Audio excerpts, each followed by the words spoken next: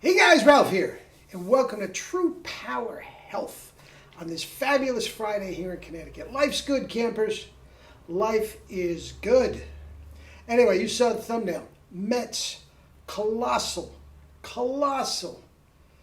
failures. Complete and total failures. Anyway, let me do a couple kettlebell swings. We'll get to it. I've already done 30. Let's do it's 300. Let's do 310.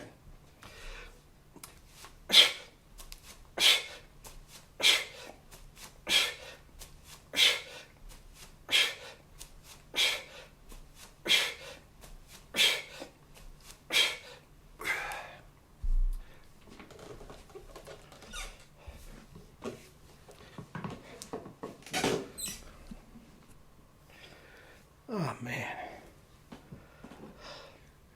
Fruits, veggies, juice, and kettlebells.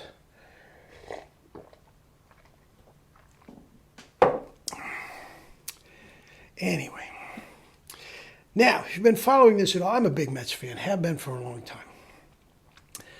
Hate the Yankees. We'll talk about them at another time. But if you live in the tri-state area and you hate the Yankees, you're not a big Red Sox fan, Mets are it. So, I have been... I'm not going to say they've been inept. They've had their moments. They have had their moments, but they have not had any run of dominance. 5, 8 years. 2 championships, and they're always in the mix. That type of thing. Never had it. Little moments of spark of greatness, then it fizzles out. Now, there are several reasons for that. But in the last 20 years, the greatest achievements have come with Sandy Alderson as running the show. Now, he is not a spring chicken anymore. He left after last year. Not a spring chicken anymore. He's not a healthy man. He had a cancer scare and all that sort of stuff. But when he has his hand on the pulse of the organization, they are right there every year. He's a genius. He was the architect of Moneyball. Billy Bean, took Moneyball and ran with it, and as well he should. He should have the movie and all that sort of stuff. But the architect was Sandy Alderson. There is no question about that. And he didn't want the headache of running a organization that had no money. So he left. He went down to the Padres, gave them their greatest run, and then they come to the Mets twice. He took years off for health reasons, the cancer scare. They are a rudderless. They have nobody at the helm that knows what they're doing. They just don't. He got them set up. They were 101 wins last year, and everybody thought with Moneybag, Steve Cohen there, we're going to spend a whole lot of money, which they did, and life would be good because all we do is throw money at things at sports. It doesn't work. Doesn't work. Anyway. That is the main reason. Now, they have a guy in there now that's going to bring his buddy in who, is getting out of a contract with Milwaukee. Last time I checked, Milwaukee hasn't won a damn thing. Guys, here's the deal. Unless you know how to develop your own players, you're not winning a thing. You are not winning a thing. The core, the foundation of your organization has to be homegrown players. Now, if you have the deep pockets, like Tampa Bay. Now, if you have the deep pockets like Cohen, then you go out and you cherry pick a few superstars that will get you over the top and keep you up there. But it has to be the core. Now, Tampa Bay hasn't won anything because they don't have the money to keep their guys once they get them. Also, they have no idea how to keep the pitchers healthy, but the core, the foundation of anything, any great sports organization has to be player development.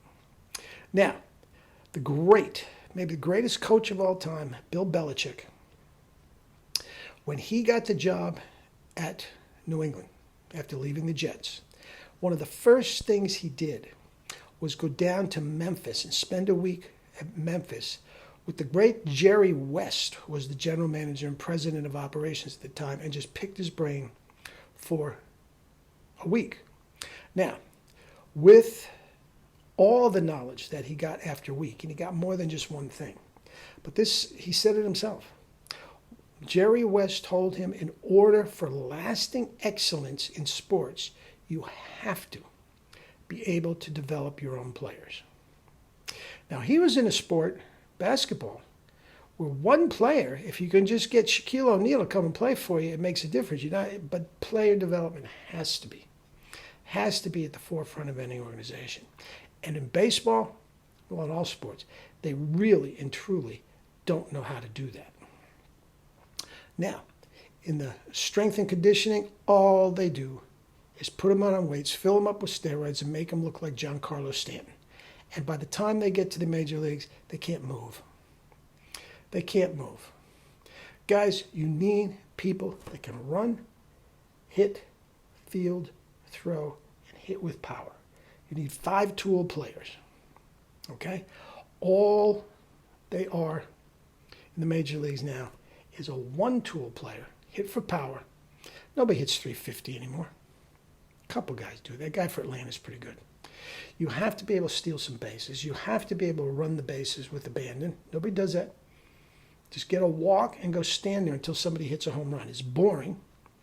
Fielding, you have to be able to take triples away in the outfield. You have to be... Sorry, I had to do a click there. My computer had a little glitch. But there's no defense, none on the New York Mets. None. There isn't one player on the entire team that has sniffed a Gold Glove award. Not one. It's a terrible defensive team. Their pitching has not come through in any way, shape, or form. Verlander, Scherzer, colossal mistakes because they don't know how to develop pitchers and keep them healthy. Their star reliever went down in Diaz went down in spring training with an arm injury. The entire year was gone, right there. Their stud muffin, Frankie Lindor, it's a joke. He hasn't produced like anybody thought he was going to do. Absolutely terrible. He's hitting .230. He hits a few home runs. But guys, he's a mediocre fielder at best with an average arm at best. He's not even sniffing a Gold Glove award. And he's up 600 times and he hits 30 home runs, and you think that's a good player? That's a joke. For $30 million, that is a joke. He doesn't steal bases anymore? That's not a 5-tool player. That's a joke. Guys, they don't know how to develop players, and especially develop pitchers. I could take that entire roster, depleted right now. They have no pitching whatsoever. And by spring training, they would be the best pitching staff in baseball. True power. Get them on an anti-inflammatory diet and just a steady diet of kettlebells all off season. They would be bigger, faster. Speed kills, man. They'd be stronger, more flexible, and more endurance than ever. Fill the entire lineup with 280 to 300 hitters. They're going to steal 20 to 30 bases. They would be and all excellent defensive players. McNeil, mediocre fielder at best. Alonso, sub. Terrible fielder. Mediocre, not even close to mediocre. Lindor, mediocre. That kid, Brett Beatty, at third base, is a butcher. The catcher looks like he's pretty good. You talk about roids. Brandon Nimmo's a nice player. If they had another 10 guys like Brandon Nimmo, who could bat 280, steal some bags, and play defense, along with the top pitching staff, Alonso will hit a home run every 10 games. It's a joke, but they will be back in the playoffs next year. But they have to develop pitchers. It seems like I'm the only one on the planet that knows how to develop pitchers, strength, flexibility, and endurance, and I can teach you to do it. I can teach anybody to do it. Run faster, jump higher, throw harder, never get hurt. It's true power, baby. Case closed. I'm old enough to be any of their fathers. Okay? And what I did this morning, there's only a handful of guys on the Mets that can do what I did. I did 300 swings and 150 throws, topping out at 90 miles an hour. Now, with my meager athletic skills, 90 miles an hour doesn't mean so. But again, I'm old enough to be their father. I'm a senior citizen, AARP, baby. They can't do that every day. I do that every day and never hurt my arm. And I can teach anybody to do it, including you, your kids, your niece, your nephew.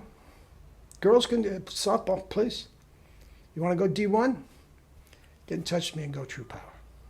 Anyway, eat and drink your fruits and vegetables and live your life with true power. Not the fake stuff, true power. Love you all.